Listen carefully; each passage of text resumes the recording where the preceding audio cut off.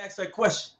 You know what I'm saying? The reason why I want to see your name is because one thing you fail to realize is this: if you ever knew me and if you ever seen me, you know what I'm saying, I'm always in beast mode. I give you a case in point. That's right. That's right. So I let her know that I'm always in beast mode. You know what I'm saying? Why? Because I look at everything from war. I'm an old gladiator from the Coliseum days, wrestling alligators and bears. You know what I'm saying? That's me. That's number one.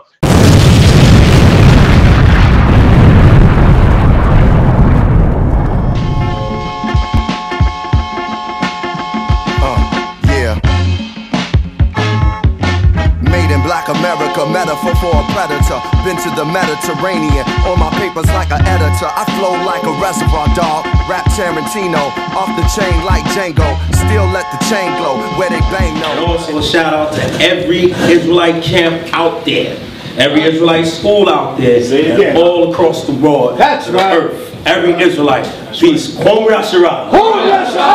Every Israelite out there, you know, so we're going to be fair. Alright, so we're going to move right along. So this is coming home, cleaning up the mind. Alright. Move the stand up through it. Okay, I got you, King. Yeah, because I do get aggressive and crazy, right? But we're going to, you know, be calm, praise the Lord. So it's alright. So a lot of people are under the impression that when we speak, that we're speaking from the terms of the white man. White man made this up, this, that, and the Africa, so on and so forth. But we're going to clean up the minds of our people to understand that here in the shores of America, a matter of fact, throughout the Americas, that you are Hebrew Israelites. The so-called black man, woman, and child, so-called Hispanic man, woman, and child. Okay? And our people are going to find this out as time is revealed more and more. But we're going to move on and see what this word says. Come on, read it. Let's go. I'm always talking about reading. I think I'm in the streets. See, that's read on. Alright, you got that, brother? You got it, read that. Right here? Yeah. Therefore, shalt thou enemies, Selah, therefore, shalt thou serve thine enemies, which the Lord shall send against thee in hunger, and in thirst, and in nakedness, and in want of all things. And he shall put a yoke of iron upon thy neck until he have destroyed thee. So now when you check this out, we know, and everybody in here know, being Israelites, that this is speaking about our people. This was a past prophecy. And that yoke is heavy upon our people, man.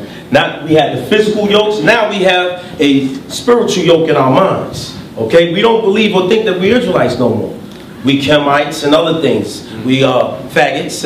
We everything. We rappers. We all these things. But we're going to see how heavy it's on us. Go ahead, brother. Move on so we can see. All right? Let's go through these scriptures nice and slow. Okay? So it's the prophecy. Go on here. It says, thy sons and thy daughters shall be given unto another people, and thine eyes shall look and fail with longing for them all the day long. And there, come on.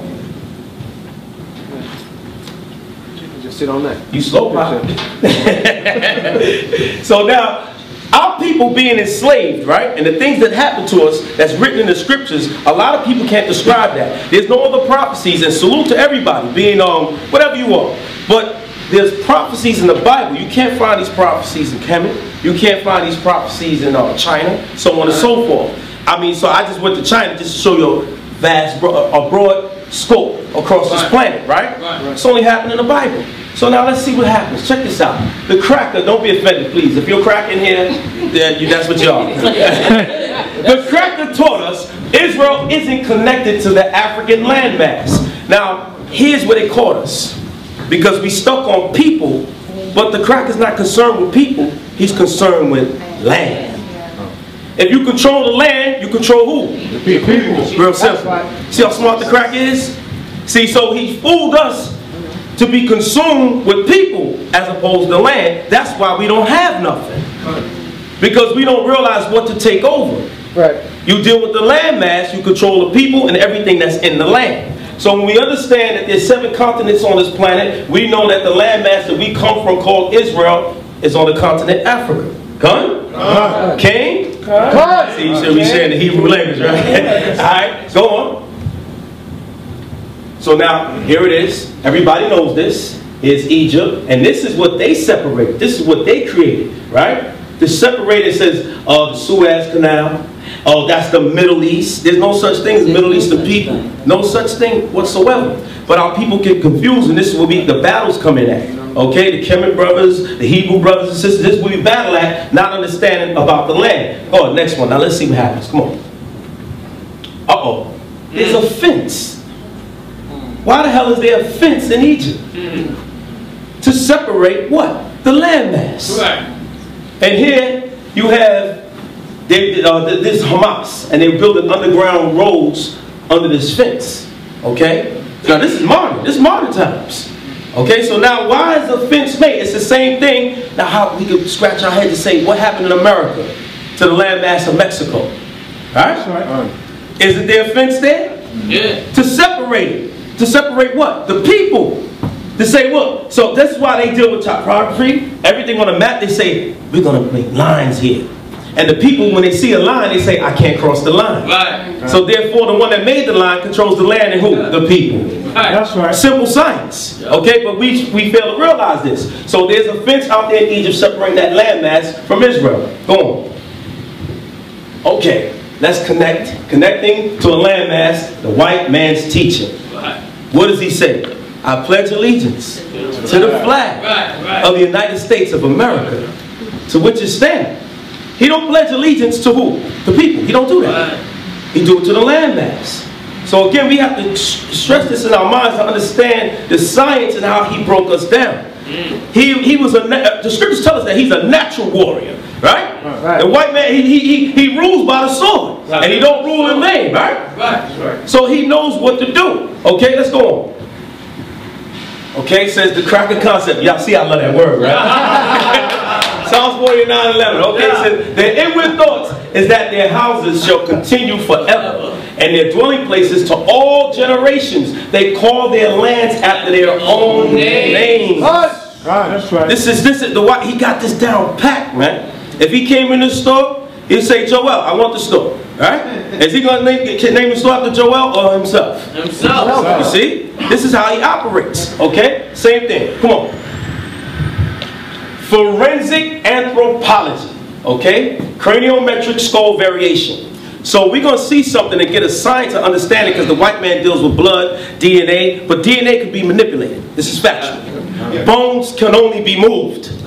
They can't be manipulated. That's right. Okay? So don't get caught up, oh, DNA, I found out I'm this, I'm that. So when people use DNA, what happens is they wind up finding out that they 3 or 4 different things. Because the white man has to use this in order to make himself inclusive to the human family. This is factual. This is why he uses DNA. Because he knows that he can manipulate it and you don't understand it. But we all understand cranial features. Okay? Now, of course, we know that some of our brothers and sisters may look a certain way, and then we go by the father and his bloodline. Cain. Right? So when we understand this, but we're going to see, can we get an anthropology degree right now? Let's see. Go ahead, move on. We're going to see this real quick. All right? Which is better, DNA versus cranial anthropology? DNA is an inclusion and exclusion. What that means, if a man in here took a test to find out if a child is his, what's the percentage? Look, I mean he took the test. See that? What's the percentage? 99.99. 99.99. How come it's not 100? Okay? How come? Now, if you see a man have a child, you say, Dad, she look just like you. She walk like you. Okay, she talked like you. Now, why did I use the terms of walking and talking? Simply because that is a spiritual genetic trait. Okay, you can't fake that.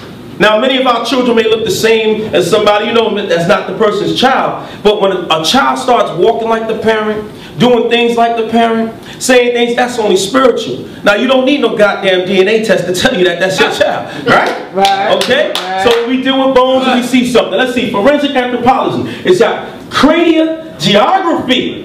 So this is the white man. We know this white man, what was his name? Johann Blumenblatt, right? He went into the Caucasus Mountains, found the skull, and he's called the white man what? Caucasian. Because he's seen the cranial structure. So this is how they play with our minds. They get us with land masses, catch us with DNA, things that we can't touch. But when everything is before us and very simplified, right? So he says bones can't be manipulated, bones can be moved. That's it. Go to the next one. Come on. So let's see. The European. Sloping orbits, his eye sockets. You can always prove this. This is factual. Okay? And then when you deal with the nasal spine, and his nasal spine slopes down. Okay, go to the next one. Let's see. Now y'all getting y'all degree, so pay close attention. I'm telling you, about to get an anthropology degree right now. American Indian. Now we know the American Indians are so-called 10 tribes, right? Good? Let me hear y'all 10 tribes. Because you know they trying to come at y'all. They trying to come at y'all now. Let's see. So they have the rounded orbits, right? Okay, and the flared nasal openings. This is facts you can find it on any one of our brothers and sisters, right? Now go to the next slide. Let's see. Okay, so we have what? The smooth and depressed. The prognathism is the teeth that's coming forward, the gum line. You can easily tell us the gum line coming up, right? So now, you got the smooth slope line in the opening. Now let's see if you get your degree. Go to the next slide. Let's see who this is. Now I'm asking y'all, raise your hand. Who is this? The white man. No, I'm just asking y'all. Why do you say it's a white man? Let me ask you over here, brother. Who's that? He look worse than white. Huh? Why do you say it's the white man? Come on up here, brother. Come on up here, man. We inclusive. Let's go. Don't be scared out. Why do you say it's the white man? He's on top. White man because of the nose. Huh? Nose cavity. Nose cavity? Yeah. Okay, so it's the sloping orbital, right? Yeah. That's what you're saying? Okay, let's see if he's right. Go. Let's see if he's right. The answer is European. Let's get that man a hand. Get that man a hand. It's easy. It's easy. Okay? But the white man wants you to think it's hard because he goes into a lab with DNA. You can't get your behind in a lab. Right. Think about this. You suck your blood, you do what you do, you send it to the lab, they send it back. How do you know that's you? How do you know it's yours? Right. It's ridiculous, man. Right. Okay? We got to wake up. Go to the next slide. Come on. Neolithic period. Because many donut head brothers out there, okay, y'all done heard them, them Kemet brothers, yeah, I'm talking about you. They say what? Y'all wasn't around. You came around the Iron Age, right? This is the Stone Age period. Right. So let's see if we was right? In Mesopotamia and Egypt, Egypt is said to be circa 3000 BC as developed settlement. Come on, go to the next one. Let's see. Where are we? Here we go. The Natufians, so-called black people in the Palestinian Levant region during the Neolithic period. I thought we wasn't there. I thought we wasn't there. Y'all gotta clap it up for that, man. Come on, man. I thought we wasn't there. I thought we wasn't there. Here we go, right here. Okay? So when you understand this, they found skulls. They found bones in this region. The Natufians. We were in that land. Okay? During the Stone Age period. Don't bring that Iron Age garbage here. Okay? Go on, man. Come on. Here we go. The Natufians. Remember, you took the test. So you're all anthropologists here. Look at the orbital. Right there. Whose is it? That's not a Europeans. It's not a Europeans. It's not a Europeans. And here's what they found in the Levant corridor region over there. It's not a Europeans. Okay? So we got to wake up and understand how they operate. Go to the next one, man. Here we go. Note the cranial features again. White, black.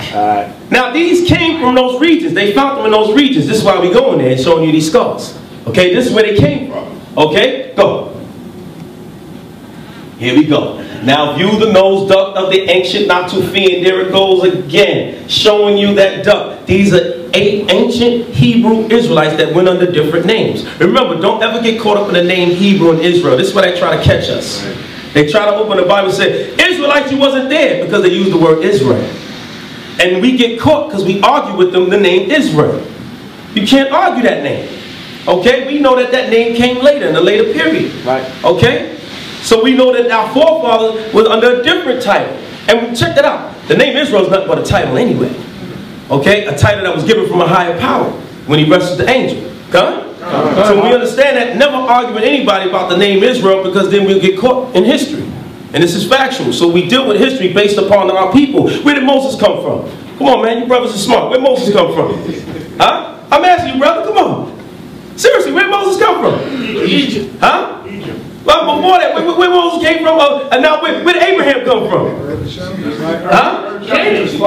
Now he came from where? Mesopotamia. He came from Mesopotamia, right? Mesopotamia. That's our forefather, right? Now, if you go in the Apocrypha, you'll find that in the Apocrypha. They tell you in the Apocrypha where we came from, where our forefather came from. So never argue the name Israel. It's dumb. It's simplistic. We always been here. Okay? Come? Let's get the Most High hand for that, man. What we got to do over the Apocrypha? He came from that land and it kills him. Kills him straight away. Go on, Lord. Here we go. Remember, oh, I love that word. Remember, crackers can manipulate DNA, but they can't manipulate bones. Now, of course, this word, you never use this word Asian, because they like to catch us here with this name here. This name came later during the Greek period. This was a Greek name, actually, okay, when they use the word Asian. So never try to use, don't be careful using that, because people will catch you up. Say, wait a minute, Asiatic? That was a label that the Greeks put on later, all right? So move on, come on. Now here we go. The black Mesopotamians in medieval times. Most of the available depictions. Matter of fact, we ain't even got to go there. Skip this, man. Skip this. Skip this. Skip this. We ain't gonna go there. Continue. The pre-dynastic, first dynastic, the royal tombs. Thanks to such glosses and consistency of representation throughout the Old Kingdom, we may describe the typical Asiatic man of the early 3rd millennium BC as bearded and with long braided hair confined by a fillet and falling behind the ears. Just like this, brother. Come here. Come on up here, brother. Come on up here. Come on, yo. Come on up here. Come on up here. Come this way. This way. Come this way. Come this way. Come on. We tried before, my. Watch out. Good question. Now here's the funny part. Now notice what it said, right? Bearded, right? With long braided right hair, confined by a fillet, falling behind the what? Behind the ears. It just so happens that the brother had his hair like this. Now he come from Daniela's camp, so you know I ain't telling. Look, brother, braid your hair. See that? You see? So it's there. So see how the Most High is? Come on, I can't give him a hand. Give him a hand. All right. So this is how our people, certain looks that we had on it. Go on, Lord. Come on. All right, let's move on. Let's move on because of time. Now, again, the Levant region. So when we see this, okay, again, we were there. Don't let them lie to us, okay, and don't fall for it. Go on, Lord. Come on. Now, here we go. Cranial measurements prove Israelites were so-called black people. Now, this was an actual study that they had. Okay, the virility breath, okay, was the strongest indicator of climatic adaptation, so on and so forth. But let's just get to the numbers. Watch this. Here's the populations, here's the skulls that they found in that region. The same region we talked about in the Levant. Now here's the skulls. Okay, no region. No, thank you, brother. Appreciate it. Now watch this. Here's the size of the skull. Now, who watches CSI? Right here. I'm glad y'all do. Yes, sir. But I bet some of you brothers watch Atlanta Housewives and all that nonsense. But check this out, right? So CSI, they deal with the measurement of bones. So they go there, they say, okay, this was this man, that man, so on and so forth. Everybody in here, guarantee you, our measurement will be under the 11s. This is factual, 115s. All right, now watch this. The Norwegians, 123.7. Okay, Hungarian, this is the skulls that they found. Okay, 123.5. Okay, the Austrian, 129.2. Okay, you got 126.3. Okay, so the Romans, now the Islanders, or the Andaman Islanders. Okay, here we go, 110.03. Now let's just get down to the point. Now, don't you ever let them tell you also that all Africans are the same. Don't let them tell you that. Everybody speak Africa. Remember, Africa is what? A large continent. With 50 plus countries. You'll see all their skulls is different sizes. Why is that? Okay, don't let them tell you that they all the same. No, absolutely not. Now here we go down here. Look at the skulls in Lachish that they found. They found 61 skulls, 119.2. Okay, now watch what it says. Lachish, Judah. Here we go. They found black people there. Found them there. You can't refute this. It's impossible. Okay? So now, if you had your skull measured, okay, they're talking about the base of your skull up here. Alright? From the forehead up, you'll find that it's in this range right here. Okay? Can't go no further than that. So these are the skulls that they found, and you see that our people was up there during the Neolithic period. Go on, Lord. Okay, here we go. Lachish. These was what the sculptors made. I think Malak spelled that wrong. I'm teasing you. Go on, Lord. What's that, Zion? Okay, the next one. Next one, Lord. Don't blame me. Watch it. It says, damn, there we go. You spelled that right. They're cracking out of these Lachish relics. So these are the relics that they found, and when they found these relics at the same time that they found those skulls, okay, in that area. So you find that these were black people. All right, go on, next one. Okay, Okay? The so-called white man is not a Jew. This is factual. He's not a Jew. Now they love DNA so much. See, the white man had infiltrated DNA. Now there's this book. You got that book? Go, give me that bag. The book. Yes, I'm sorry, sister. Oh, I was in your way? I apologize. You do it like y'all usually do. Move, nigga. You see this? We'll find out. Keep it coming. So we know that the white man manipulated DNA by trying to make himself inclusive. If you find this out, now they're trying to change when they do with mitochondrial DNA and what is it? What you call them, man? Mitochondria. Help me out. It's a name that they have for the man. Not the chromosome. I'm talking about the name that they have. Y chromosome and Y chromosome. Yeah, Y chromosome using the man, right? Right. Mitochondria is the woman, and we know the XY man, but it's a name that they have for him using the man, going through his DNA. All right. I thought it was a smart crowd, man. You Hebrews, man, you're too smart, huh? Matrilineal. Thank you, huh? There you go, man. Get that Hebrew hand. Say it again, Hebrew. There you go.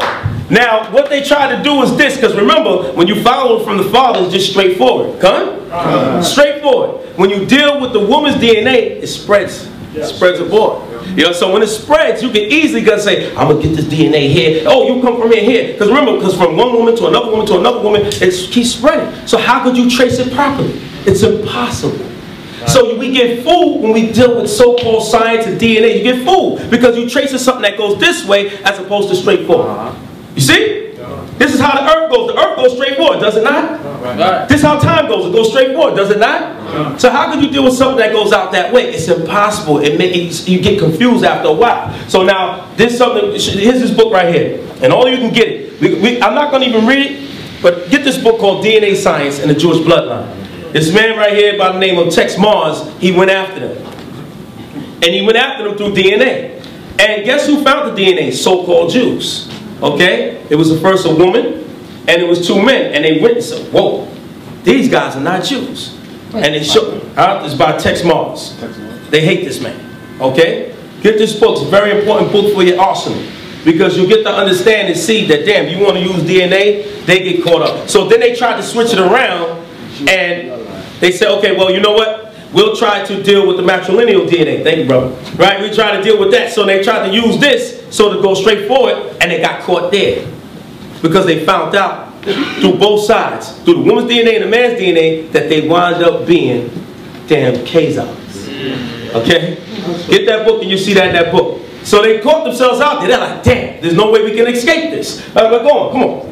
Damn. So it says the Jewish Almanac. Now this is one of their books. Strictly speaking, it is correct to call it is incorrect to call an ancient Israelite a Jew. Right? So it says, or to call a contemporary Jew an Israelite. Right. Hebrew. They told on themselves. See, but they believe that people are so dumb that you can't read between the lines of wordplay. Okay, when you understand the English language is one of the greatest languages that you could deal with something called spells. Okay, and this is why they're masters at it. That's why, because what? The English language is derived from older languages. And this is why they use more words to comprise one sentence or greetings. Okay, or anything that they speak of, they put more words in it. It's something that they use called anagrams. When you use an anagram, right? Anybody knows what an anagram is? An anagram can only necessarily be done in the English language. It can't be done or duplicated in other languages because why they deal with certain just vowel sounds like the so forth and so on. But the English language takes everything, consonants, vowels, so like what would you get out of repent? Repent. Give me an anagram. Repent. Repeat. Out of repentance. A person that repents. An anagram for repent is serpent. Forgiven. Now, there's a science to this. Because why? The serpent, sin, and so forth and so on, so you change it around. So that's what the English thing. That's just one anagram. Alright? But we're going to move on just to show you how the white man deals with words and flip it up, but he tells you the truth right before your eyes. Just like when you read a calendar, he also tells you the truth. How so? By telling you October, but we know in Spanish, October, what? Octo means 8. Right? But then what month in the Gregorian calendar, what month is it? They said the 10th month, right? Right? December, decade, 10, right? Switch it up. See, he puts it in your face, but it's up to us to unravel the mystery. That's how he works. Okay? Go ahead. The Encyclopedia Americana. Okay, 1985. It tells you the same thing, who they are, the K's are, so on and so forth. Go ahead. Just keep going. Just keep going. All right? Because we want to keep doing it. Here we go. The 15th edition. Same thing, who they are. All right? In the middle of your turn. Y'all know it. I ain't got to read it. Y'all just get that. Move on. Everybody wants. I know. What's today? Sunday, right? I know. She's like, she wants to go watch around the house. I'm teasing. All right, Encyclopedia Americana, 1985. Same thing. Move on. They're showing you in all these different encyclopedias that they have this information, who they are. Move on. Okay, move on. Encyclopedia. Okay, here we go. University. Okay, come on, move on. See, we just went to all these encyclopedias tell you the same damn thing who these people are. And these are their books. Move on. That's Arthur Koestler. We know that. But that man Tex Mars, he backs Arthur Koestler up. Matter of fact, there's another book that we have, and y'all get it. It's called Abraham's Chosen People DNA. He backs that up, okay? And they go into DNA and showing who our people are through there and so forth, and showing who his people are not. But move on. The Zionist connection. Move on. Same thing. Now they go through the blood. Now the maps of the Kazars. Move on. I don't even want to look at that. Clear your mind. Okay, so now here we go. Now we're going to get a better understanding. So we just went through anthropology, understanding through bone structure, where they found the city of Lachish. We went through the Stone Age way back, so on and so forth. Go ahead, Lord. Now let's prove we are the true chosen children of Yah through the crackers' own admission. All right, here we go. Go ahead, Lord. The word, okay? Hosea 8:1. Set the trumpet to thy mouth. He shall come as an eagle against the house of Yah, because they have transgressed my covenant. Speaking about us, because we transgressed the covenant, right? And trespassed against my law. Okay? Go ahead. Let's see. For wheresoever the carcass is, there will the eagles be gathered together. Anytime y'all need to read it, just go. All right, go. Here we go. Look at this, the Romans. They were the first ones that did this, to start this, because they did the institution of slavery hardcore on us. Okay? Anybody know what this symbol is? Anybody? There you go. Hashar symbol. It's on your dime. When you're dying, and so forth. And this is why they're showing they still have the same rulers today. And these cats was brutal. Go ahead, man. Come on. Okay? The Catholic nation, the Dutch Netherlands. Here they go. And a lot of people don't realize how powerful the Catholic Church is, who they own. Okay? They own, listen, they own everything. And I did hear Dodo Egg say, that guy's crazy. But what about the Jews? The Jews are... You're going to see who owns the damn Jews. Right. Allows them to rule. Okay? The Great Britain, United Kingdom, they all got. Keep on. Come on. You see their crown. And this crown is actually the Pope's crown. Okay? The Pope's crest. Okay? Spain, Luxembourg, Germany. Come on. Go ahead. The Catholic nation of Portugal. You have the same setup. Now, a lot of people don't even realize when you look at these castles, this is supposed to represent the old Vatican castle in Portugal. Come on, go. Okay? Here we go. Catholic nation, France, America. We know what America did. Y'all know the 13 strategies. Y'all know the conspiracy theories. Y'all know all of that, right? Okay, keep going. The Catholic Germany, Austria. They're using the eagle. Come on. Here we go. Egyptologists can't prove they are Kemites. We can prove we are Israelites through the Bible and history. Come on, go. Okay? What is the true identity of the slaves? The truth behind slavery. We heard what slavery was all about. The transatlantic trade slave, right? What is it about? What they say it was about?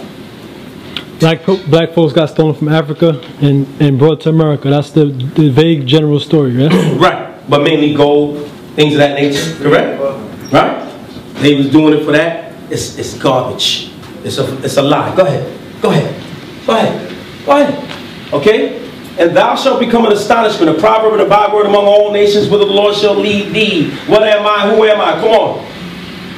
Let's see what he said. The crackers stole our history for a reason. History is a people's memory, and without a memory, man is demoted to the lower animal. Wow. Right. That's crazy. This is what Malcolm has said. Remember, when Malcolm came back from Mecca, remember he was assassinated? You know the reasons why they say so forth and so on, but there's deeper reasons. And remember in his speeches when he said that you're going to hear men speaking in the streets out there in America to the chosen people. Remember that? Right. Okay. We're going to see. All right. A people without knowledge of their past history, origin, and culture is like a tree without roots. Marcus Garvey. Come on. Go.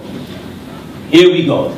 We were all taught about the transatlantic slave trade. Here's a trade over here in South America. They went here to grab this. This is what they actually try to show people in history books, right? Go to the next one. The enslavement of the Israelites. You can see over there, right?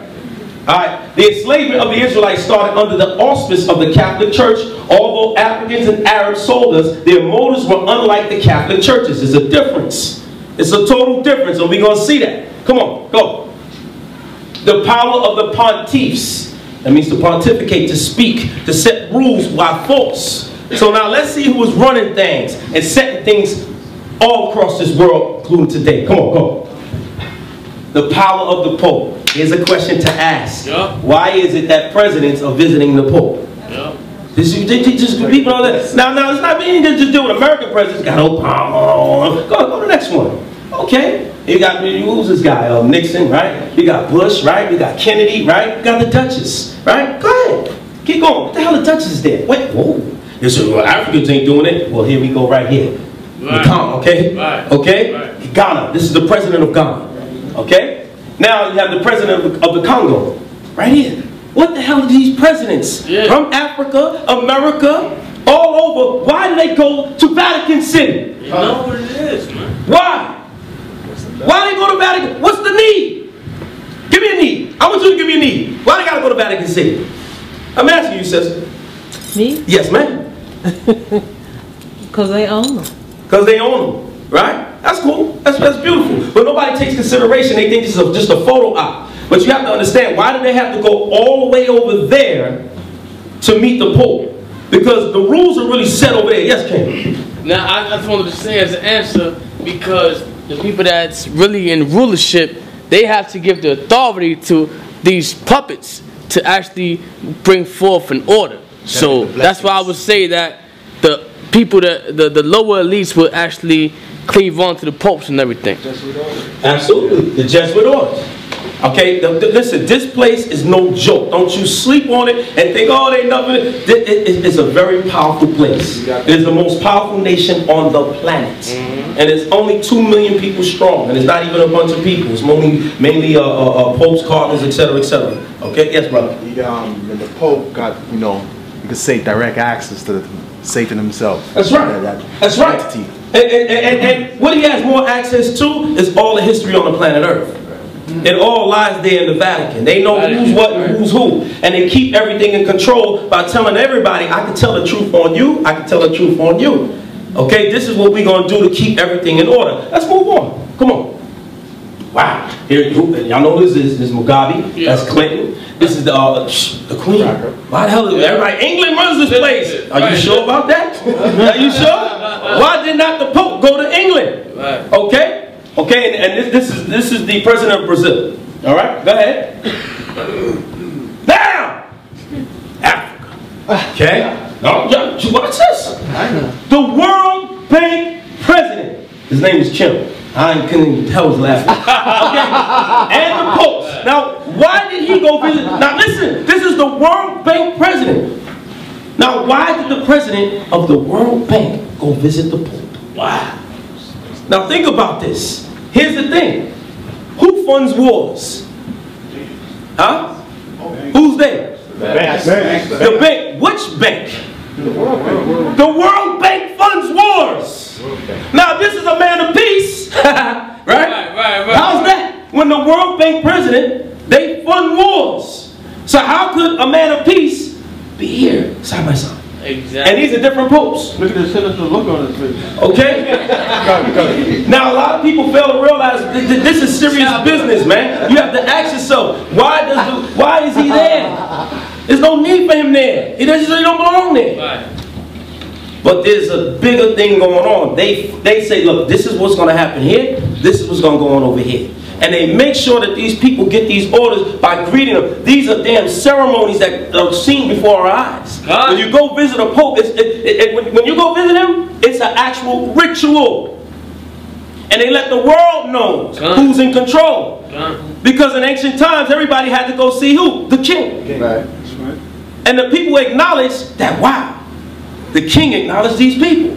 So this is what's being shown to the world. We think it's just a photo op, but it's bigger than that. Okay? Now notice, they funding this. They talk about Africa. Who's building up Africa right now? The what? China. Chinese. Who you think is allowing these fundings to go on? The white man. The white man, Yeah. the World Bank, Kim, they know what they're doing. Yeah. They know this is a bigger plan, but everybody, you see, where the black man at? It's bigger than what you think, man. Go on to the next one. Right. Okay? Now, for you dodo eggheads, not in here. I'm just saying, out there and everywhere. And if you're in here like thinking like that, the damn Jew don't run nothing. Because the damn Jew, so-called Jew, is visiting who? The Pope. It's visiting the Pope. Right. Okay? Go to the next one. Here's the president of Israel today. Visiting the Pope. Think about it. Okay? Wow. Yes, brother. I read some information that the so-called Jews, some of them are actually Jesuit agents. Absolutely. Absolutely. And what people fail to realize, remember, when you deal with Hitler and the Nazis, all the Nazis were Catholic. All of them were Catholic. Now, wait a minute. Wow, all of them were Catholic. Go back to the World Bank, man. Watch this. If all the Nazis were Catholic, Hitler was the one, right, who they said started all this war, that World War II, right? If he was the one, wait a minute. Who funds wars? The World Bank. Right. Right. So now when you deal with the Nazis, all of them being Catholics, including Hitler himself, whose real name is Adolf Sugarberger, who's an illegitimate child of Rothschilds. And he found out that he wasn't a Jew.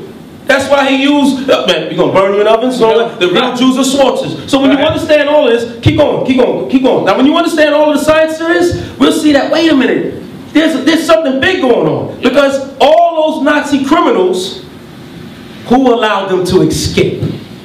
Anybody know? It was us. The Vatican. The Vatican allowed them to go in Argentina, one of the largest worshippers of Catholicism. Yeah. Yeah. Huh? Yeah. Think about it. This is bigger than what we could ever imagine. Okay? So we just got to read between the lines. So when you see the rat line, now who? Whoa, wait a minute. Yeah, wait a minute. Aren't those Catholic? Oh my! Look at this, man. This is real. This is real, and I advise all y'all to go through that. Go and look up the rat line and see who they allowed to escape. See who was on everything that they did, and how the Catholics protected them even to this day. Yes, King. It shows you that movie Inglourious Basterds with Brad Pitt. Yeah. Okay. A lot of brothers think that movies are real, man. They showed you what's going on. They showed you that. That's right. That's right. No. That's right. That's it. That's right. You see that? Go to the next slide. So with that in mind, just keep understanding what's really going on. Because see, now you'll get a better understanding of what the slave trade was and when it really happened. So it says the enslavement of Israelites. The fake triangular trade was this. When they went from here, so-called, came down here, and they just tell you where certain routes and what they wanted. But the real trade was this. The Catholics ruling, the Arabs, then they had non-Israelite Africans. Okay? And that's what you're going to find out, that it had nothing to do with gold and all that. It had something to do with real gold. When you read the scriptures, right? What do the scriptures call the children of Israel? Gold. Calls us what? Fine gold. Let me hear you all say it. Gold. Calls us fine gold. And it says that the Jews shall fall out in the streets, right? Yeah. So you got to understand who we are as a people, man. And what was really going on. Okay, go to the next slide. Come on. Now rich. So it says what? Now we're going to see out their own damn mouth. Okay? Out their own mouth. Pope Innocent. What a goddamn man. Okay? 1198, 12, 16. As Cain was a wanderer and an outcast. Now these his words. Not to be killed by anyone, but marked with the sign of fear on his forehead. So the Jews. Now think about this. This didn't happen to the white man that calls himself a Jew. You're gonna see their words and what they say to do, and you will see that it wasn't talking about the white man that calls himself a Jew. Right? He says what? Against whom the voice of the blood of Christ cries out. Okay? Because they say that we went against them, all this other nonsense, right? Although they are not to be killed, they must always be dispersed as wanderers upon the face of the earth. Romans 28. The most I say about us. Go to the next slide. I said I would scatter them into corners. I would make the remembrance of them to cease from among men. Nobody knows who we are no more. Nobody. We black, we Hispanic. How about that? Huh? But the white man can say that he's Caucasian, and he can tell you as a Caucasian man where he comes from. The African man can tell you that he's African and tell you what country in Africa he comes from. Right. So you see, everybody is locked. The Chinese man, Japanese man, who they are, they can tell you where they come from, but we can't do that.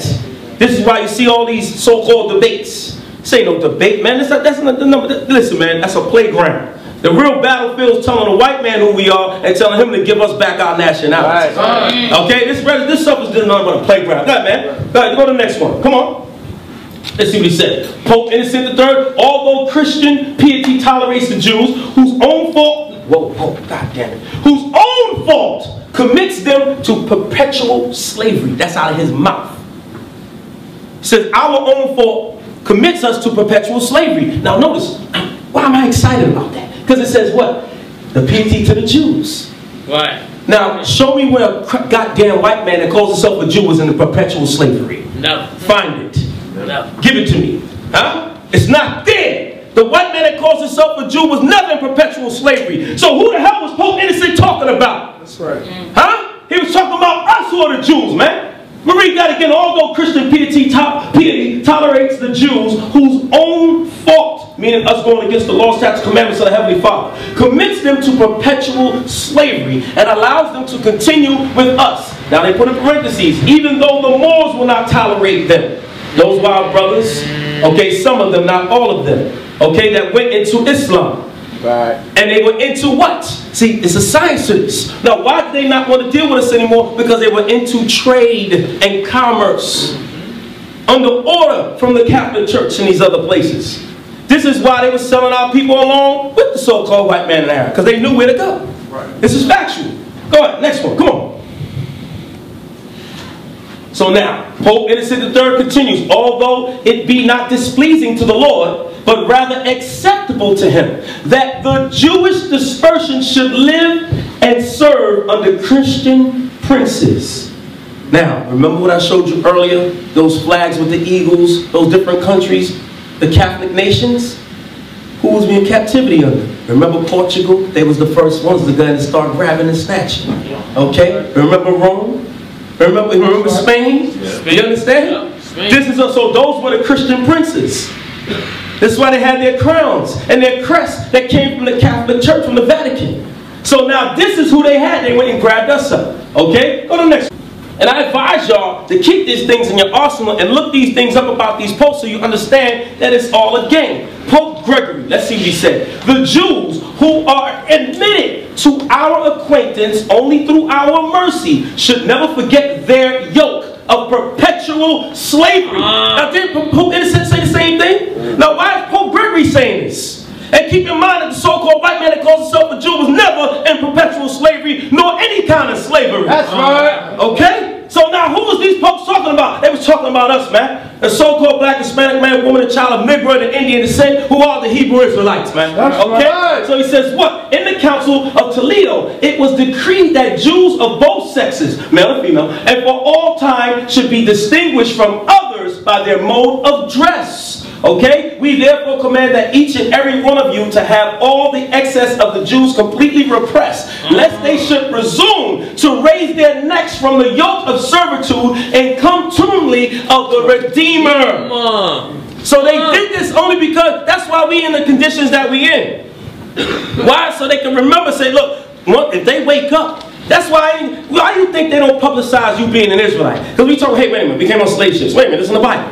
Wait a minute, this is us. They don't publicize that. They publicize anything else but that. Exactly. Anything else. They can't promote you. They can't promote us. Okay? Go to the next one. Come on.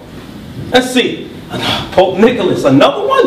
Okay, dumb Deveris, I say dumbass. Okay, okay, Papal Bull, June 18, 1452. We grant, now listen to this now. This is, now remember, we showed the pictures of all the presidents going to Rome, to Vatican, to meet the Pope. Now, that happened way back then. Because he says what? We grant you kings of Spain and Portugal, because they went there. Same rules apply, same things were going on. By these, present documents. So they went to the Vatican, met Pope Nicholas. They wrote papers and gave them papers what they were going to be able to do, put people in slavery. Watch this. With our apostolic authority, full and free permission to invade, search out, capture, and subjugate the Hagarenes. Look up who the Hagarenes were. They were Israelites. Okay? They were Moors under Islam dealing with Muslim things, right? Okay? And why did we start doing that? Because we said, well, damn, we catching hell being Jew. You know what? But we still can try to worship the Creator. We'll just deal with the Quran. We'll do it sneakily. Okay? And that's how people did. So they went and but they were smart enough, so our people was doing that. So they said, man, go and get them niggas. They said, go and get them. They ain't gonna fool us, right? And pagans and any other unbelievers and enemies of Christ. That means those that didn't even go into Islam, that stayed in the zone. They said, go after them. And it was given permission by Pope Nicholas and papers of authority. So you see how the Vatican rules everything. Now, why the hell did the kings of Spain and Portugal back then had to go to goddamn Rome? Because they had the power. And the same thing is happening today. Okay? Go on, man. Come on. Matter of fact, let me get that last black verse, man. Come on. Go back to that. Because it's going to show you what Pope Gregory said, the same thing as Pope Innocent and Pope before him. It says that what? Right here. Okay? Christ, wherever they may be, as well as their kingdoms, right? Duces, counties, principalities, and other property, and to reduce their persons into perpetual servitude.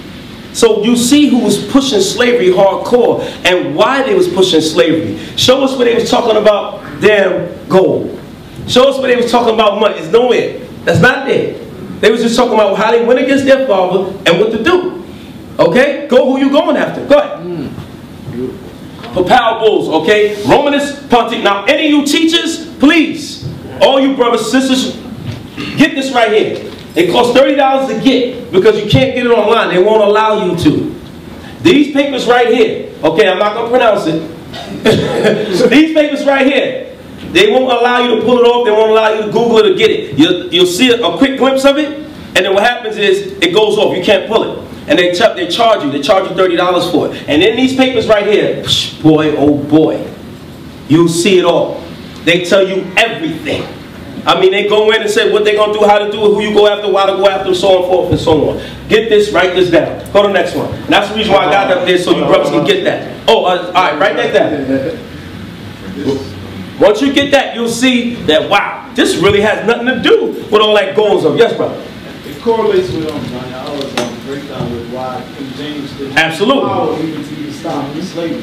Absolutely, right. And that's absolutely why you think me and Daniela work so strong. You know, he's a superhero now. You know what? Because look, because we knew that he was going to deal with the King James subject. See, a lot of people look. The brother has vast knowledge, so he's not just dealing with King James. It's just to wake you up and open your mind to get an understanding why you should understand how they hated King James and they didn't want his book and so forth and so forth people to deal with it. Because it was something bigger than that. And so he couldn't stop this guy. Come on, man. You can't stop that monster. Okay? All right, go on. Come on. Religious slavery versus chattel slavery. It's two different things. Okay? Because a lot of people think that chattel slavery came in the 1400s, but it didn't. Okay? We'll find this out. Okay? Because, 1441. Now watch this. This was what the quest for gold. In 1441, start of European slave trading in Africa. The Portuguese captains, Antio Congabes, I can't pronounce it. Any of you 10 tribe brothers can pronounce that? I'm not joking, I'm serious. Calabas. Oh, thank you. Gracias. Nuno Cristo, right? Captured 12 Africans in Cabo Branco, the modern Mauritania, and take them, to Portugal as slaves. So now this is what dealing with gold. This was the Portuguese. That was their purpose, and that's why they got permission. But they knew who to kick out and excommunicate. Okay. So now in 1452, 18th of June, 1452. Watch this. It says Pope Nicholas issues Dum Tavares, a bull authorizing Portuguese. That's what we read. Okay. Now in 1454. Pope Nicholas issues the Roman pontiffs a bull granting the Portuguese a perpetual monopoly in trade with Africa. So now they said, look, we're going to give you permission to go ahead to always be able to trade in Africa. Okay? The Vatican is no joke, man. Okay? So now watch this. So he says what? In trade with Africa. Nevertheless, Spanish traders begin to bring slaves from Africa to Spain because they wanted to get on the market. So they started battling the Portuguese. They said, well, we got to do what we got to do. That's what we read earlier. Remember, they gave the letter to the Portuguese and the Spaniards, gave it to them, go do what you got to do. So now let's see chattel slavery. In 1562, Great Britain joins the slave trade. 1641, slavery is officially legalized in America. In the state of Massachusetts, slaves are recognized as property. There's a difference. Don't ever get caught up in the 1400s. When they went to get out from the 10 tribes, what they did, they said it could be good because we know there's gold over there. So the thing was to remove the people so they could take over the land. That's what that was. So then they said, wait a minute, this could be marketable as far as using the people. And that's where you get the chattel slavery from. Good. Understanding the facts. For 110 years prior to the initiation of chattel slavery, slaves was targeted based upon who they were. Israelites. It was who they were. It wasn't anything else. Slaves were plucked from the original Trail of Tears from kingdoms along the west side of Africa down into the interior. These are places that was inhabited by Israelites, and a remnant still remains today. Okay? So you wasn't slaves because of anything else but who you are. The shining light of the Most High, the apple of His eye, the children of Israel. We are not being oppressed in the ghettos today because of anything else but who we are. Hebrew Israelites. When you start to understand that, it becomes a greater knowledge of who you are from the heart. And who you tell people, wait a minute, being an Israelite is something special. Why the hell they want to put us down? Why? Who are we? Because they know once we open up and get the power of the Most High upon us, it's a wrap. Forget the fight. Because remember, the Most High is talking about giving spiritual power. You see what I'm saying? On a different level. Alright? Go on to the next one. Come on. Spain. Portugal had a head start, okay, on Spain in terms of the time in which Spain entered into the African slave trade. The Spanish entered into the slave trade, Sparling, what the hell? In 1462, 1476, Carlos de Valera and Castile in Spain brings back 400 slaves from Africa. Move on. Okay, here we go. This decree is something special. 1492. Notice we all start here, right? Yeah. Now we right now. See that? See that? Everything got a vibration on it, man. I'll tell you. That's why we was in there. Oh, man, upset. Oh, what the hell? It was that name on us. You know? So it's a 1492 expulsion. Now this is crazy, man. This is when they said, well, wait, and this is the white man got slick. This is how he tried to cling on, okay, to our nationality and therefore our power. Because we knew we knew the banking system, so on and so forth, and they were able to snatch everything from there. Go to the next one. Here we go. This is the decree. Y'all got to have this and get this. King Ferdinand and Queen Isabella, by the grace of God, King and Queen of Castile, Leon, Aragon, and other dominions of the crown. To the Prince Juan, to the dukes, marquis, counts, the holy orders, priors, knights, commanders, lords, the Castiles, caviars, cavaliers, and to all Jews, men and women of whatever age, and to anyone else, this letter may concern health and grace unto you. You well know that in our dominion there are certain bad Christians that Judaize and committed apostasy against our holy Catholic faith. Much of it is the cause of communication between Jews and Christians. Therefore, in the year 1480, we ordered that the Jews be separated from the cities and towns of our dominions, and that they be given separate quarters, hoping that by such separation, the situation will be remedied. Okay, now when you understand this is the letter that the kings and the queens get from the Pope, the Alhambras, and they put it out there on this level that we got to get these niggas out the city. And so this is when it all started. And it went crazy to remove us. And this goes into what Danielle was bringing out earlier about us ruling in Europe. Okay? Yes, King. The same time period, just so brothers know, the same time period, Ferdinand and Isabella also gave a decree that Prince Philip, King Philip, that was ruling in Portugal, he had to do the same thing. See that? They do the same thing. So it spread from Spain into Portugal, all over Europe, wherever we was, that same decree went out. See that? So it ties, yes sir. Also, Alhambra come from the Spanish word from Spain, which means red one, from Grenada, Spain. See that? See? So that we know who we're speaking of, we said the red one. So now when we understand this was a science that they broke it down and how they was going to go after us, man. And start excommunicating us out of cities. Go to the next one, come on. Okay, the description of Jews in England. England. Wow, see how the Most High work? That y'all was bringing it was the Most High thing, right? It says, Charles' treatment of Jews in his realm was consistent with the tolerance he expressed in the Declaration of Breda. London Jews no longer having to disguise themselves or hide their wealth. This was us now. Okay, it says, gather each Sabbath in the rickety first floor synagogue in its Creek Lane. Their place in society was endorsed by John Greenhub, a prominent Christian who, having visited the synagogue in April 1662, observed in a letter of friend. Watch this. When I was in the synagogue, I counted about 100 Jews, all merchants. Not one merchant person of them. Most were rich in apparel, with various jewels glittering. God damn it. So they are the richest jewelers of any. They are generally black and may be distinguished from Spaniards or native Greeks. Come on, man. Come on, man. They are generally black and may be distinguished from Spaniards or native Greeks. Come on, man. Damn, I didn't even have that slide. Come on, man. Come on. See that in English, so, and it tell you how, and we had to hide. Why we had to hide? Because those letters that was put forth, like, go after them, man. So, because, you know, when we start rising up, the Vatican start talking. We got to smash these niggas. We got to put these blacks and Hispanics down again. And because why? The decree from back then, but Pope Innocent and all of them said, we don't want them to lift up from that yoke. Okay? Go to the next one. Come on. And this is where you can get that from.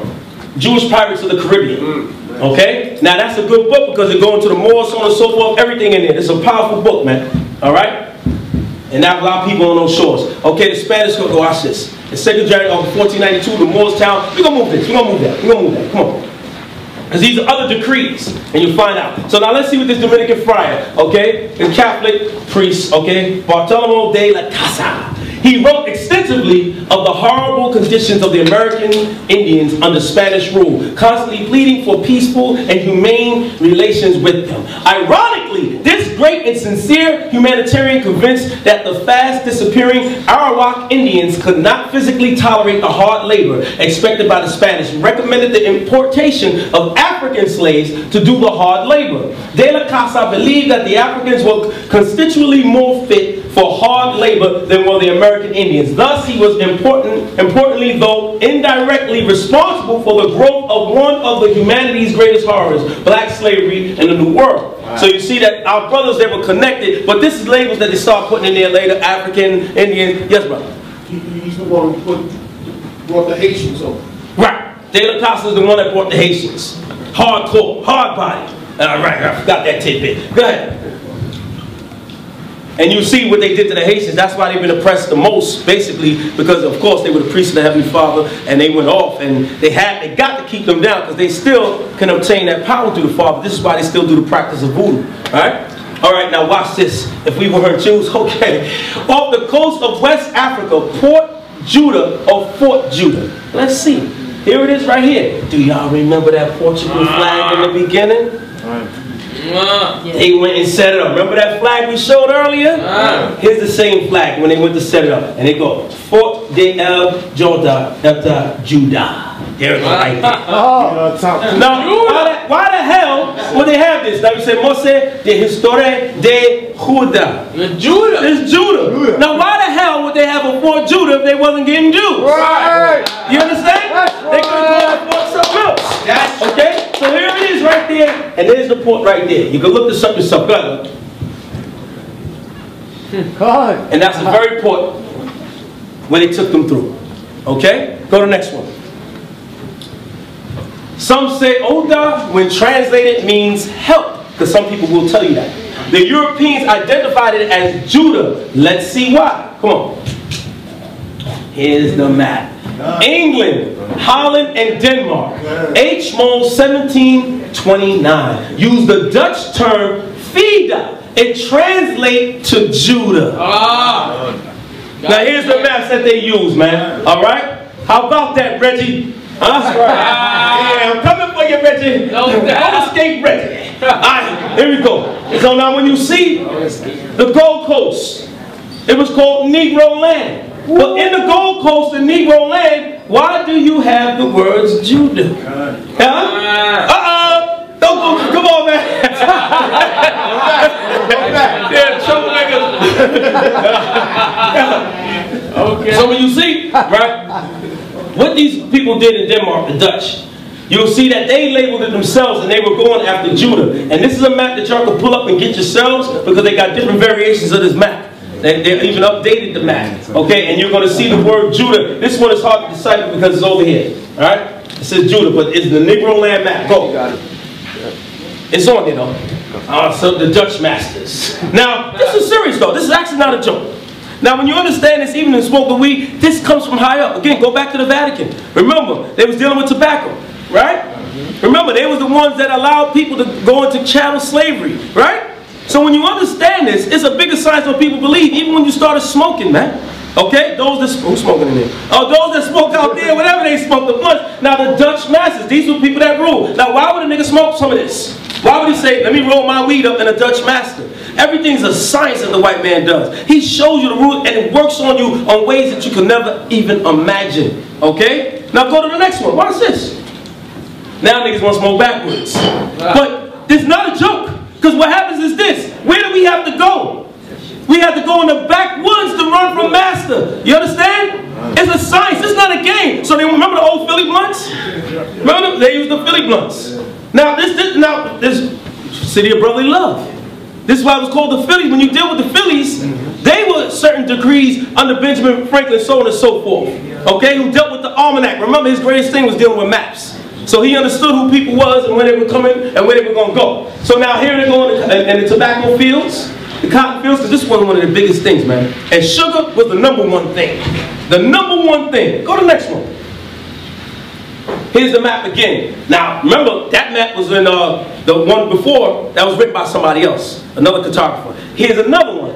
Eamon Bowman. Why are people making these maps? Different cartographers. And what do you call it? Negro land. And in Negro land, you'll see in the same land that you'll see the word Judah. You'll see the word Ahuda. Get this yourself so that you can see. And this map was written in 1747.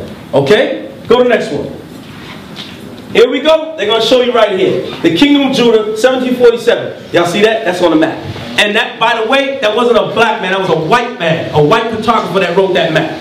Just for the viewers, when you read the Bible dictionary, it tells you that Ham is a progenitor of the Africans, but not the Negro. Absolutely. So when they say Negro land, they distinguish Israel. So absolutely. Right. There you go. See, Israel being the spirit, because you know we got that up there. The Israel being the spirit. You gotta love Israelites, man. So when you check this zone, it's showing you right here that why would this be on here? Why would a white map maker, and he actually said this to 2 different kings, one of Spain and one of Portugal. Now watch this, man. Right there. Here you go, Jabin. This is all Israel. Wahada. See this right here?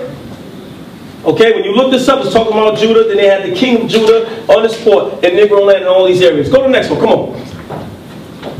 Here we go. Wider so you can see. Wahada. Judah. Judah. This is by Edwin Bowman. He wrote that. Now who the hell? How come he didn't write ancient Egyptian? How come he ain't write Shaka for lighter breath? Kevin, right? Kevin. How come right? You know why he didn't write that? Because they understood who they were going for, who the Vatican wanted. Go, next one. Here we go again. This is somebody else. Another cartographer. Okay? J. Gibson in 1792. Judah clearly identified. Why is all these cartographers making these maps, man? Because they knew where they had to go and what they had to get. It was more so than the gold, it was the people, man. Come on, go to the next one. Here we go. This is where the Israelites went. Down from Israel, into Egypt, coming to the west, right? In the South, North Caribbean. This was the transatlantic. We came all the way through here. So that goes back to those maps. They knew exactly who the hell they was getting. They was getting them from this region.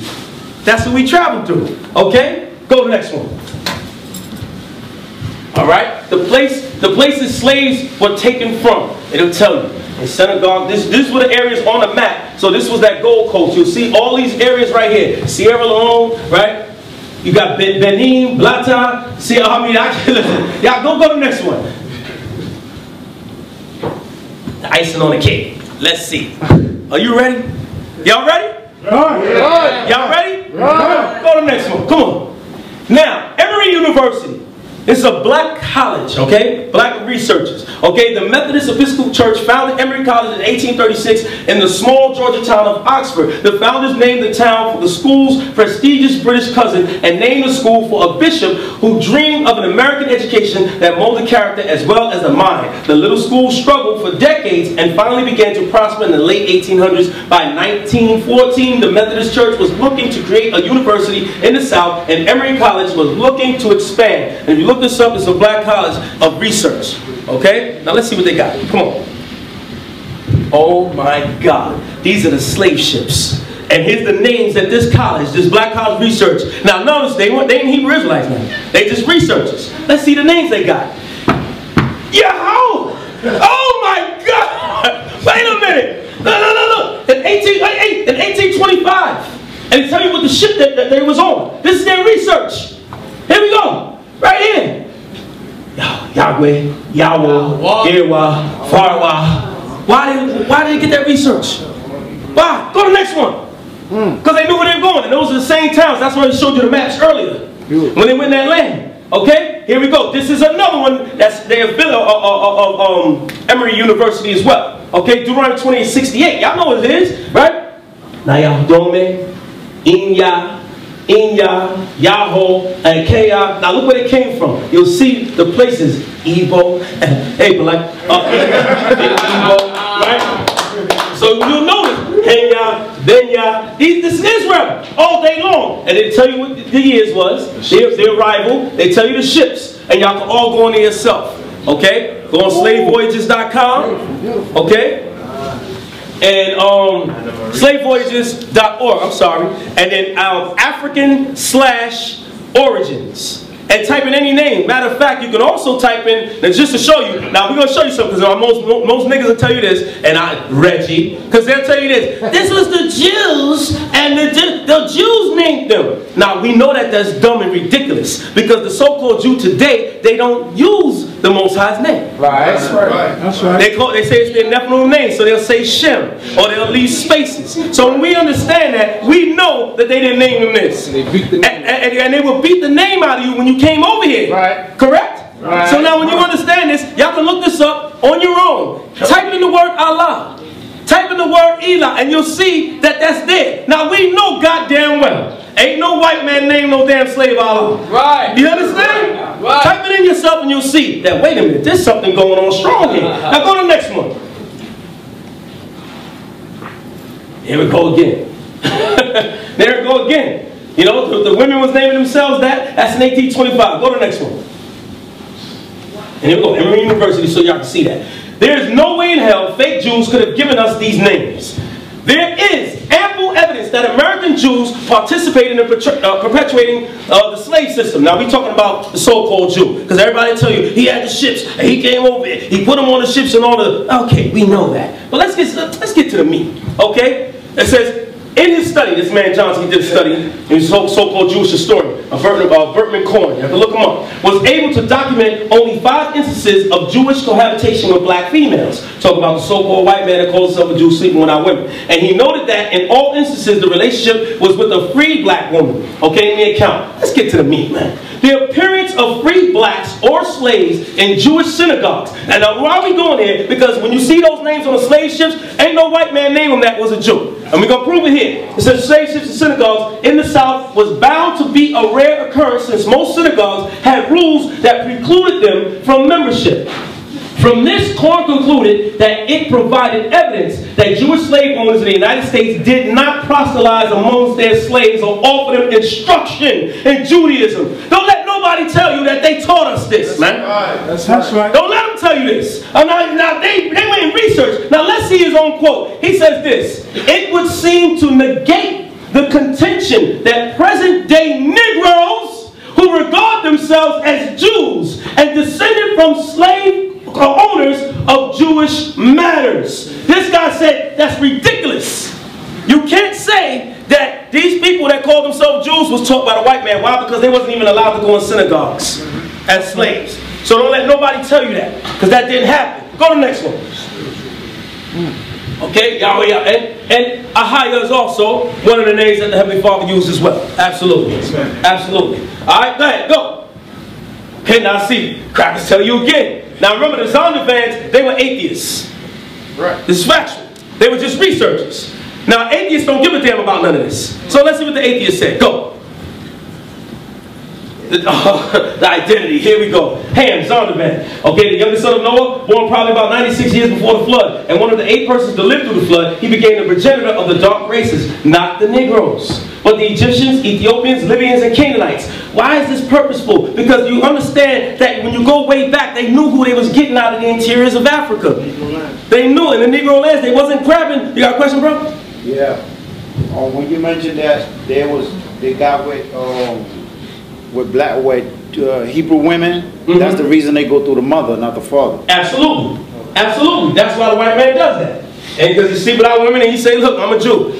Because of the mother. Which is ridiculous. Alright? So now, when you go into the Negro dictionary, let's see the word in Negro dictionary. Watch this. It says what? Noun, plural, anthropology, no longer in technical use. A member of the peoples traditionally classified as the Negro race, especially those who originate in sub-Saharan Africa. That's us.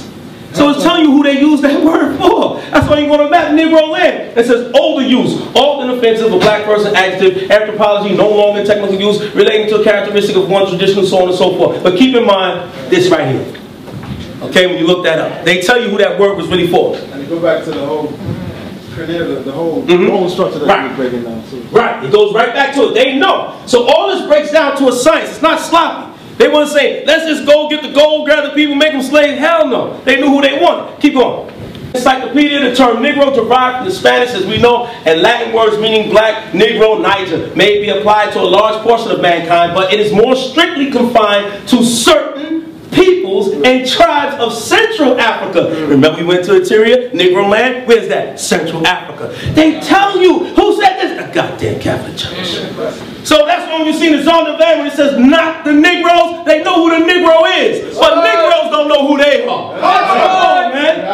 Okay, so now it says what? It says it is more strictly confined to certain peoples and tribes of Central Africa, ended descendants in various parts of the world. Okay, go on, next one, come on, man. Acts 13 and 1. Now there were in the church that was at Antioch certain prophets and teachers as Barnabas and Simon that was called Niger. Come on, man. They know. They know. Go ahead, next one, man. Come on. Here we go. Negro. We know what happened. We know who instituted. Why? So now you get to understand it wasn't necessarily a thing that you would think of race. It had everything to do with who you were as a people. When I say you as a people, a nation of people. Not a regular people, the nation of Israel. Okay, so now when you see Negroes, you get to understand why they stripped the names off. They just threw that label on there. They said we got to confuse them all the way down to the last compound. So now we call ourselves everything else but who we are as Israelites. So that's the purpose of it when you start understanding and going back where it came from. Go to the next one, come on. Next one. Next one. Okay? Just Ebos. Polite again? Polite again. You know what? I'll be polite. On polite tonight, leave him alone. Next one. Next one. Come on. Next one. I'm coming for you though. Alright. Hebrews amongst the Ebo. Now you're going to see what they did and how they wrote this down. Okay? It says on the floor, directly opposite the ancient stool of Ezeiri of Agule made of mud. One can notice strokes of ancient writing traced into permanence on the floor with white cowries and used in Nigeria before the coming of the white man, reminiscent of the Nisbi writing of the ancient Ebos in Arochuko. One thing is clear, namely that this is Hebrew writing. The ancient Ebo Eries who wrote this before the coming of the white man must have come from other place, no other place than Israel. So in other words, don't let them tell you, well, because you'll hear the white man taught the Ebos when they came over there. No, that writing was there before the white man even went over there. You see that? So this is the writing right here. Okay? So this writing you see is over here in the red. Go. Come on. Ebos, Hebrew exiles. Go. We know that. Come on. Uh-oh. Here we go. It's a perennial. Keep going. Keep going. Keep going. Keep going. Keep going. Let everybody watch the shows they got to watch. Oh man. Keep going. Keep going. We're gonna close out. Here's what we're gonna close out on. Go to the next one. Just to get to the point so we can enjoy what is it again? African, what is it? Yeah, I know. All right, the progenitors of the Black Power movement. A lot of people get mad at this. Okay, y'all can get this book, because this book will tell you about this. A lot of people get mad when we say this. A lot of people. But this is not we're making up. If you read the history about what happened, these people will tell you that we were progenitors of the Black Power movement. This is factual. Now, this was a researcher that couldn't understand why were so many black and Hispanics calling themselves Israelites. And they couldn't understand it. So what they had to study it. It's Chicago University, by the way. And his name is Landon.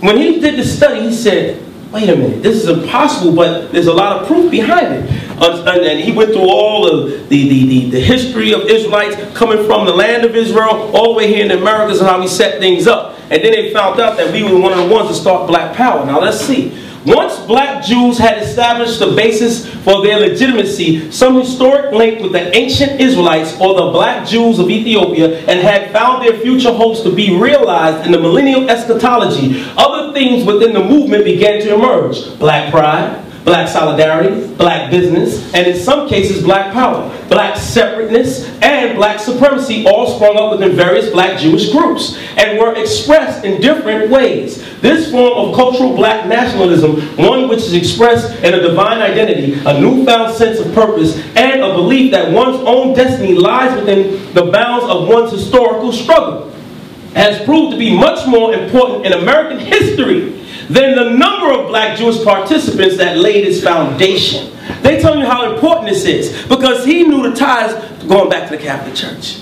So it blew his mind. He said, man, it's more important even than the members. The world need to know. That's what he's trying to put out there. As will be pointed out later, in this work, the rhetoric and practices of the early black Jews became an emulated model that gave rise to various forms of black Islam, especially the Moorish divine movement of Prophet Noble Drew Ali, and the creation of the Nation of Islam, the black Muslims, by Elijah Muhammad. This was research. This has nothing to do, this is what a man researched from Chicago University. These movements were clearly patterned on the thought process and practices developed by early black Jews. Even later, the rhetoric of many black nationalists in the United States during the Civil Rights era.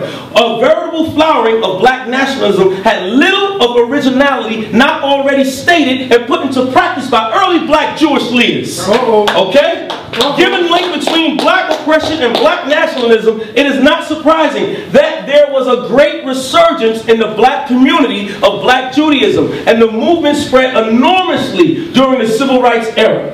Within the historical context, as the leader in the development of organized cultural black nationalism, black Judaism should be viewed as one of the most important social movements in African American history, and as a result, one of the more important social movements in American history, man. That's right.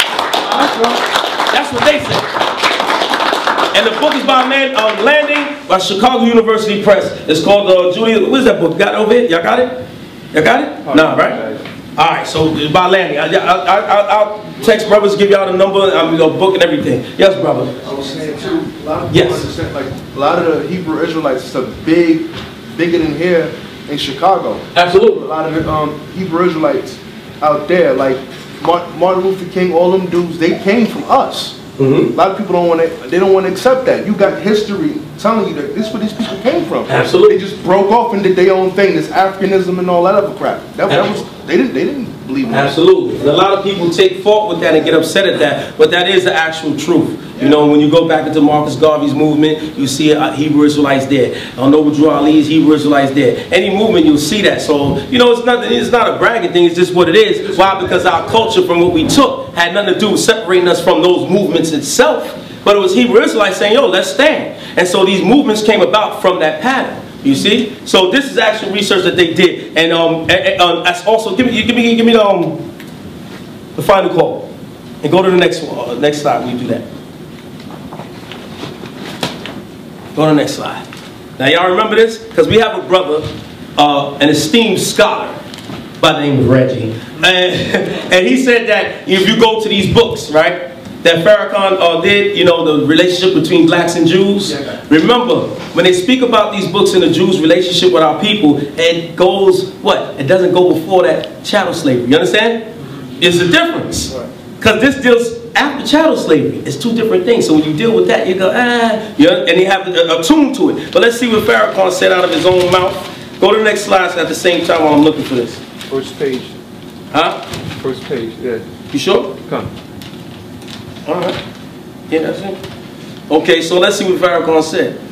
He said he exposed the truth. He said blacks are true. He said blacks are the true children of Israel. It's out of his mouth. This is a quote. First thing he said. Okay, he says we are the choice of God. The Honorable Elijah Muhammad said that the Almighty God Allah revealed to him that the black people of America are the real children of Israel, and we are the choice of God that came unto us. That's his own quote. That's his own quote. That's his own quote. That's his own quote. Now we're gonna close out the answer the question session. Keep going to pictures. Any questions? No, I know you. Yes, bro.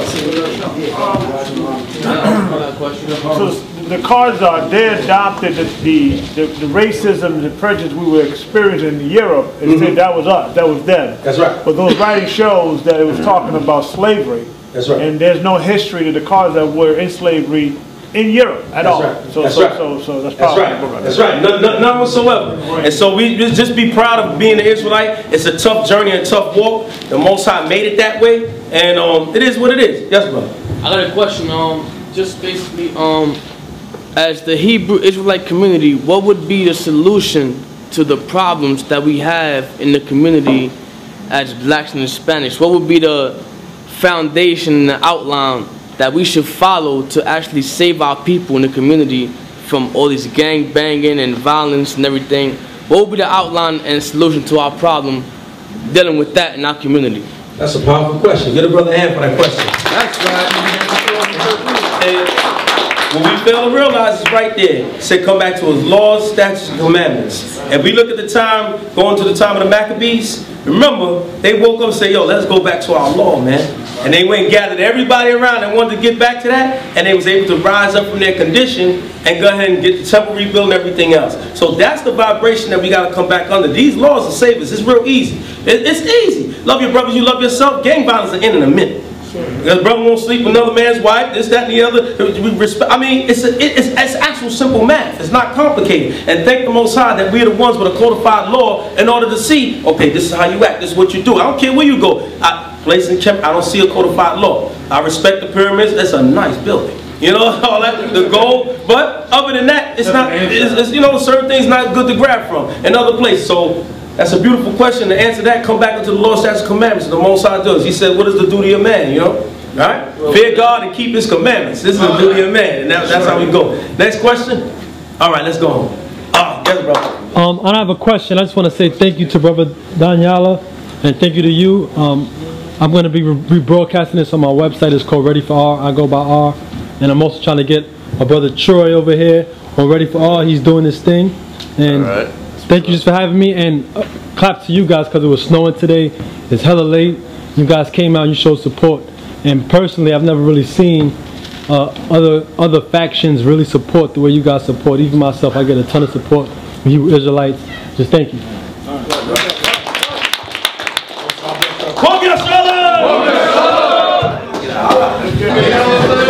You ready for all, brother? I'm thinking about it, man.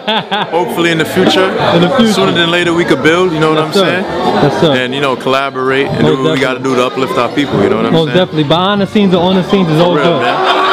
Yes, sir.